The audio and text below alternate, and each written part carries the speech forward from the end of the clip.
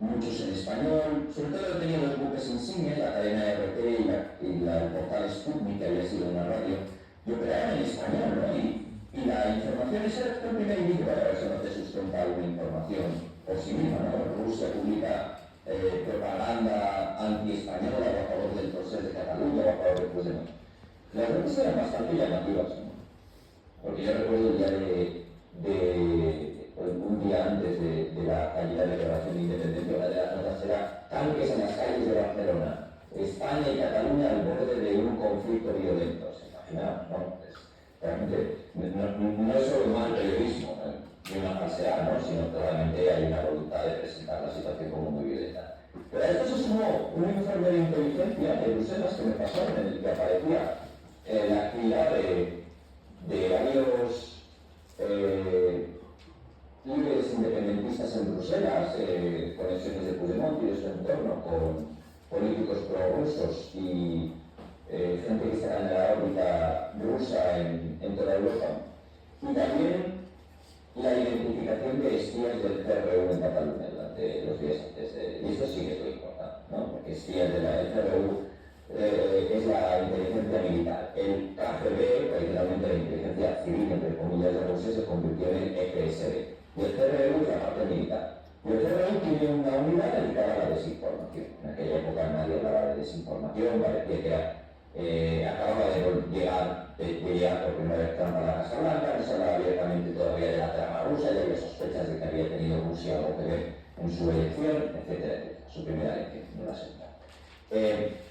Bueno, intentamos indagar, investigar, hablé con gente en mi gobierno entonces, hablé con gente de Antenería, hablé con gente en Bruselas y armamos algunas notas, ¿no? Pero fijaos qué llamativo, ¿no? Porque, claro, se ponía de relieve que el independentismo estaba tentado de buscar también apoyos para su reconocimiento. Esto era lo crucial. Nosotros pensamos, no, Puigdemont declara la independencia. Pero es que para que Puigdemont declare la independencia, alguien tiene que admitirla. Aquella maniobra de Rajoy de la que os hablé antes cuando viene aquí a la Casa Blanca, de que consigue que Trump, no es conseguir que Trump haga algo que alguien quiere que haga, que Rajoy consiga que Trump haga algo es ya en sí una gesta histórica, porque Trump es famoso por hacer lo contrario de lo que le piden, no hacer caso a nadie, ¿no? Pero lo consiguió. Trump llamó a la unidad de España, entonces a Puigdemont y los suyos les quedaban otros. Obviamente la OTAN, la Unión Europea no lo iba a hacer, sus socios Japón, etcétera, tampoco. Ahí estaban, pues, lo que siempre, China, Irán, Rusia, y Rusia es excelente. Yo publiqué aquello ante el escarnio de unos pocos compañeros de profesión, sobre todo periodistas en Cataluña, siempre cito un informe de Reporteros Sin Fronteras de 2017 que decía que uno de los peores climas para la libertad de expresión y de información ha sido siempre Cataluña bajo el independentismo, ¿no? Es decir, lo que a mí me había sido realmente similar al totalitarismo mucho tiempo. Colonizadas las instituciones públicas, los medios públicos y también los privados financiados por la Generalitat, ha sido imposible. Yo era director adjunto del país, teníamos periodistas que eran señalados por ser no independentistas en la redacción y les insultaban por la calle. Sus propios compañeros le hacían manifestaciones cuando se convocaban, ¿no? Me ponen la calle con burro cuando digo esto, así es cierto, ¿no? Es así que uno de los periodistas de investigación que tenemos en Cataluña pidió irse a otro país porque ya no aguantaba un segundo más. O sea, que imagino, ¿no? En fin, pero esto se contagió en España, se volvió tóxico. Yo me atreví a publicarlo, lo publicamos, conté con la generosidad, como os digo, todos en el país, conté con la generosidad de compañeros como Benito que estaban en la red, y sí, que se hizo eco de la noticia, y otros compañeros también, pero es importante que cuando alguien, como le ha sucedido a Alejandro con el tema del debate de forma tan exitosa, con el tema del hermano de Pedro Sánchez, luego los demás medios se hacen eco, ¿no?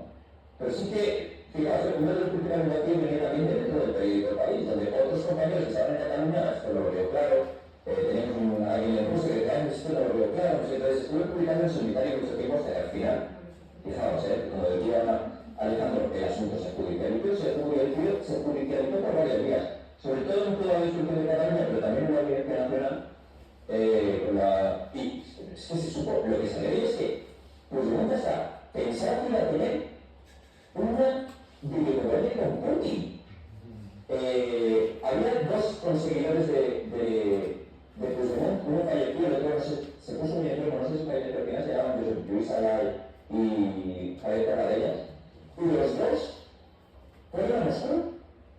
Tarradellas, de hecho, es el que falleció, llegó a invitar a lo que él pensaba que era un espía intermediario del Kremlin a la casa de Canonges, que es donde se vive y trabaja el presidente de la Generalitat. Es decir, vivimos, es de migrante, o sea, yo lo cuento ahora y de hecho escribí un libro, pero aún así me cuesta ahora, poniendo todos los otros lugares del mundo, lo que se vivió en aquella época, lo que Puigdemont pensó que podría hacer, y lo cerca que estuvo España de una ruptura, porque si con que Trump en la Casa Blanca, yo digo, yo puedo a Trump, puede decir cualquier cosa, Trump puede decir, vamos, que voten, y si se independienta, no se van a independizar.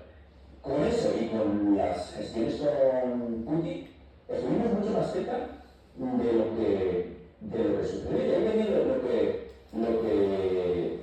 parecía, ¿no? Y ahí viene lo que os comentaba antes, ¿no? Un periodista tiene la obligación de, cuando encuentra información que puede ser fundamental y importante para el Estado del Derecho y para preservar las instituciones, su obligación ética es revelarla, no ocultar, ¿no?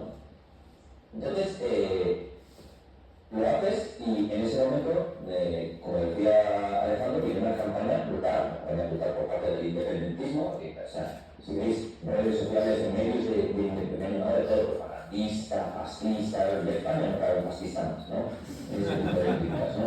Pero se sumaron de todos los medios rusos, ¿no? Son maestros en esto, entonces me ponían vídeos manipulados de los que yo parecía inventándome cosas con un huevo esto hecho de papel de aluminio, como si estuviera loco, inventándome que Putin estaba detrás de todas las conspiraciones. Con esto, como el día se publicizó, se demostró con varios informes que así había sido, pero que es que además no acabó ahí, sino que hubo una segunda ola de injerencias rusas, ya con más implicación de espías y del GRU, que acabó en aquello de tsunami. Incluso el New York Times acabó publicando que habían tenido asistencia de Rusia para hacer esa ampliación, para crear esos escraches, ¿no? Entonces esto demuestra también la importancia de aguantar y de resistir y de tirar para adelante. Yo os comentaba esto de que en mi medio no les hace una pelota que también quiero poner en el tejado de Alejandro. Lo importante es que los demás medios cumplan también su labor. Y si no les exiges compañerismo, al menos no boicots, ¿no? Pero en España hemos vivido también una situación extremadamente anómala, que es la de compañeros en medios ya claro públicos, que se entiende que pues, en este momento muchos medios públicos, bueno, los habéis visto, sabéis lo que se hace en muchos de ellos, no en todos, pero en muchos de ellos. Pero compañeros en medios privados se suman al linchamiento de periodistas que hacen su trabajo. Entonces, para uno de los momentos más indignos, bochornosos, vergonzosos, me encanta acabar el anterior, que recuerdo nunca es, lo recordaréis, el manifiesto contra el golpismo mediático y judicial. Nos desayunamos cuando nos encontramos con que a la mujer del presidente del gobierno están a punto de intentar investigarla, con que una serie de compañeros de profesión publican un manifiesto en el que atacan a aquellos periodistas que hacen que hacemos el trabajo de forma independiente. Se inventan que somos pseudomedios, que somos buleros, que es máquina del fandom, y salen a defender otros periodistas al poder. Y para mí ese es el verdadero drama de esta situación que vivimos en España. Ahora no es que el poder quiera conquistar los medios, que quiera controlar, que los ministros quieran y consigan cambiar entrevistas, titulares, etc. No, es que hay una serie de compañeros de profesión que durante muchísimo tiempo se las han dado como usar los verdaderos guardianes de las ciencias periodísticas, hablándonos a los demás desde unas alturas supuestamente éticas y morales enormes, se ponen a escribir manifiestos en contra de la publicación de exclusivas que afectan al presidente del gobierno. Y que han acabado con su hermano condenado y con su mujer imputada, además de Ábalos, etcétera, etcétera. Y nos dicen que somos máquina del fama, ¿no? Yo a mí no me quedaba ahí, pero yo me sumo también porque quiero estar en ese sitio, si es que esa va a ser la batalla que se tiene que librar, ¿no? Y lo más alarmante es quiénes firman ese manifiesto, ¿no? Porque yo veo ahí a Silvia Inchaurralde, que presenta las mañanas de Televisión Española. Veo a Iñaki Gabilondo, un referente de la radio española, ¿no? En la lista de larguísima, ¿no? Y ese es uno de los momentos de mayor ignominia, uno de los momentos más indignos de la historia del periodismo español. Yo lo dije, y creo que lo que en redes sociales, pero dije, debería toda esta gente, y ya la señora está hablando, de todos nosotros, pedir disculpas públicamente y retirar su nombre y pedir que lo retiren de ese manifiesto, o si no, debería dimitir de presentar, debería despedirse de presentar, al menos en una televisión pública que pagamos todos, un programa informativo de la jornada. Realmente alarmante, ¿no? Pues sí, vivimos en una situación en la que hacer periodismo se ha convertido en riesgo por el señalamiento de los compañeros, pero creo que eso, a gente yo ya tengo nada, pero Alejandro parece que da más energía y acaba sacando más exclusivas que se acaban de ver, así que yo creo que somos cada vez más los que estamos dispuestos a esta batalla, y yo creo que también medio como el debate en el que trabaja Alejandro ha demostrado la capacidad de medirse con los tradicionalmente grandes también por la cantidad de exclusivas que están publicando, ¿no? A veces también hemos publicado informaciones muy buenas con gente que ha ido sacando casos de corrupción y demás, y evidentemente lo que se puede hacer también desde aquí, las consecuencias de la política exterior de este gobierno, a pesar de que nos quieran decir que publicar eso también son bulos y mentiras y que nos inventamos todo, ¿no? Y se trata siempre de señalar a los que están haciendo la labor de revelar esa información, ¿no? Eso de ves el dedo pero no ves la luna, ¿no? Es lo que el gobierno quisiera que hiciéramos.